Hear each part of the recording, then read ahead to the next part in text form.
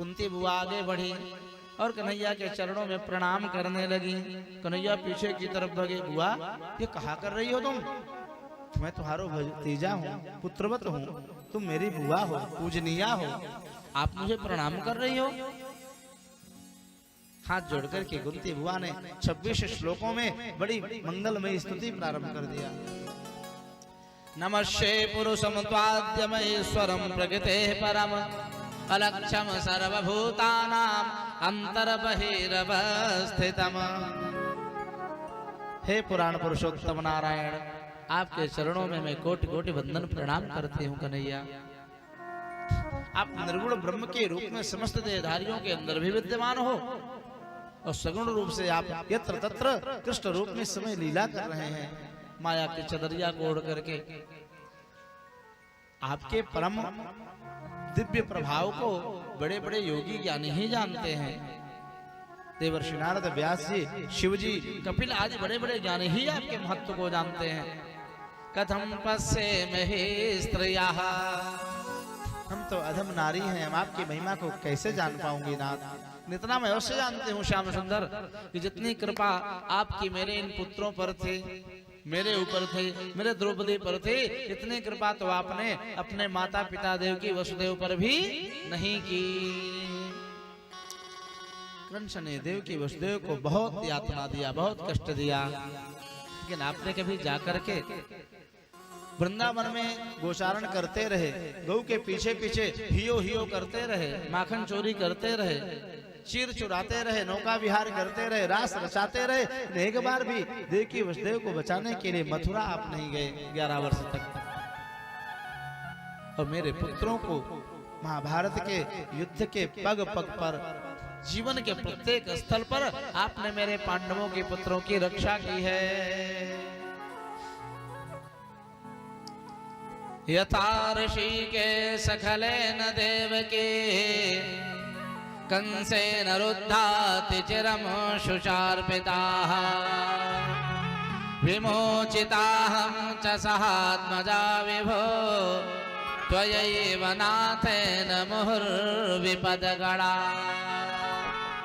आपने बारंबार मेरे पुत्रों की विपत्ति से रक्षा की, द्रौपदी की लाज बचाई थी आपने भरी सभा में। अभी अभी मैंने देखो मेरे उत्तरा के गर्भस्थ शिशु की आपने ही रक्षा की श्याम सुंदर। अतः आपके चरणों में मैं बारंबार प्रणाम करती हूँ। बुआ यदि तने जान लियो कि मैं ब्रह्म हूँ, नारायण हूँ, भगवान हूँ, तो मम दर्शन फल परम अनुपा, मेरा दर्शन अमोघ है। बताओ क्या चाहती हो, वरदान मांगो। कुंती बुआ ने जो मांगा उसे कोई नहीं मांगता। बोलो राधे राधे। तिवारी जी ध्यान देना, कुंती बुआ ने जो मांगा उसे कोई कभी नहीं मांगता है। और जो सर्वोत्कृष्ट सर्वोत्तम भक्त भक्ता होते हैं वो हम लोगों की बात को कभी भगवान से नहीं कहते, मांगते हैं।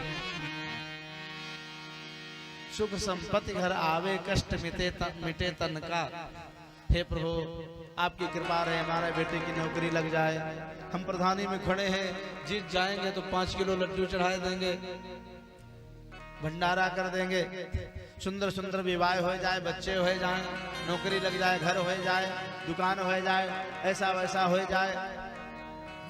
इस प्रकार की मनोकामनाओं को गृहस्थी व्यक्ति भगवान से करता है। लेकिन कुंती बुआ ने क्या मांगा, बात तो ये समझना है। विपत्ति की याचना की, दुख की भीख मांगी कुंती बुआ ने। कन्हैया यदि देना चाहते हो तो हे प्रभु उस विपत्ति को, दुख को मुझे दे दो जिस दुख के कारण आपकी कृपा सदा हमारे ऊपर रहती थी। अब संपत्ति ऐश्वर्य देकर के, महाभारत में विजय देकर के आप द्वारका चले जाओगे मनमोहन, फिर न जाने कब आओ ना आओ। उस सुख संपत्ति को लेकर के ऐश्वर्य को मैं क्या करूंगी, इससे आपका विरह हो जाए, आप दूर हो जाए। विपदाः सन्तु नः शश्वत् तत्र तत्र जगद गुरो भवतो दर्शनमयत स्यात् अपुनर्भव दर्शनम्। कुंती बुआ ने दुख की याचना की भीख मांगे सज्जनों। आइए हम लोग भी कुंती बुआ का सुंदर भाव संतों ने दिया है। सुख भी और दुख भी भगवान के द्वारा बनाए हुए हैं। प्रत्येक जीव के कर्म का फल सुख और दुख है। जो पाप करेगा दुख पाएगा, पुण्य करेगा सुख पाएगा। लेकिन कुंती बुआ कहते हैं प्रभु मैं समझ नहीं पा रही हूँ क्या मांगूं, दुख की सुख, आपको जो अच्छा लगे वही मुझे दे दो। सुख और दुख को इस संसार का बहुत बड़ा कर्णधार बताया है। जैसे नदी के दो तट होते हैं, किनारे होते हैं, सुख और दुख भी इस संसार के दोनों तट की तरह हैं। सुख के माथे सिल पड़े, जो हरि चर्चा ना सुहाए, बलहारी बा दुख की, जो पल पल नाम रटा। सुख में प्रभु को भूल जाते हैं, जब दुख होता है तब परमात्मा की याद आती है। तो उसी प्रकार आज माँ कुंती याचना कर रही है कि प्रभु मुझे हमेशा आप दुख ही प्रदान करो। किस प्रकार? कुंती ने श्याम सुंदर से जो याचना की, सर्वसा वर्तमान होते हुए श्याम सुंदर ने कुंती बुआ के सामने हाथ जोड़ दियो। बुआ ये तो कहाँ मांग रही, कहाँ कह रही है, हम तो को दुख ना दे सके। क्यों? कि भगवान के पास सब कुछ तो है, लेकिन भगवान के पास दुख नहीं है देने से। दुख है क्या प्रभु के पास? वे तो आनंद के निधान है। आनंद की सिंधु के पास दुख कहाँ से होगा? भगवान भी दरिद्र हैं कि दुख रूपी तत्व से दरिद्र है भगवान। दुख उनके पास नहीं है। कुंती बुआ को ना दे सके, आगे बुआ ने कहा कन्हैया यदि तो दुख ना दे सको तो मैं तोते एक याचना करूं। दोबारा मांगा बुआ ने। त्वयि में नन्य विषया मतिर मधुपते सकृत रति मुहवता दद्धा गंगे भोग मुदन्वती।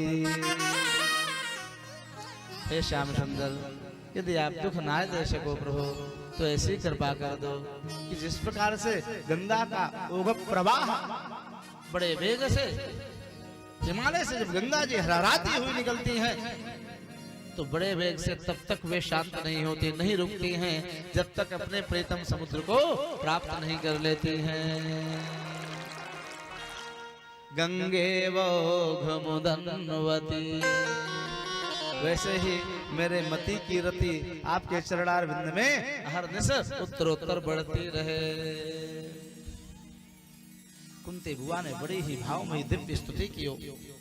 26 श्लोकों में ऐसी स्तुति कुंती बुआ ने किया। आगे श्याम सुंदर ने धर्मराज युधिष्ठिर के मन में बड़ी ग्लानि है।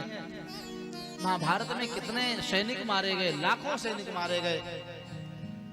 सब सैनिकों का गृहस्थाश्रम अपना अपना होता है।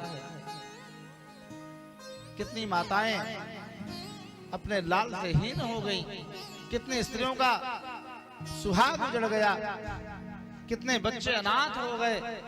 युधिष्ठिर को देख करके हस्तिनापुर वासी बड़े दुखी हो जाते हैं।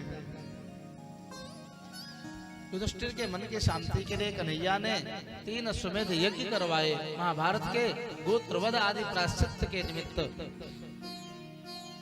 लेकिन युधिष्ठिर जी का मन फिर भी शांत नहीं हुआ, सुख नहीं हुआ। सज्जनों संतोष में नाय भयो।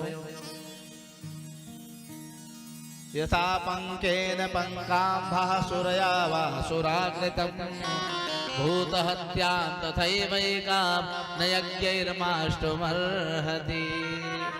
ऐसे कीचड़ के द्वारा कभी किसी गंदे पात्र को नहीं धुला जा सकता, वैसे ही है श्याम सुंदर अश्वमेध आदि यज्ञों के द्वारा पूर्णतया पापों का प्रायश्चित नहीं हो पाता है।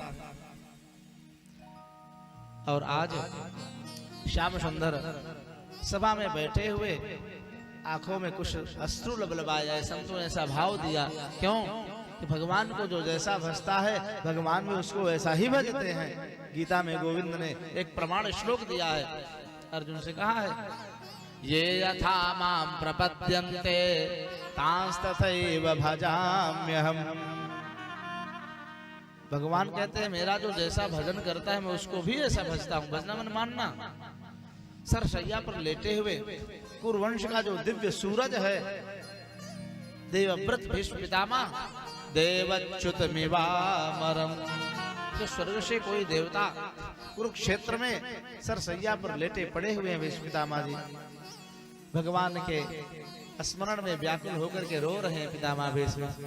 भगवान भी पितामह भीष्म के ऊपर कृपा करने के लिए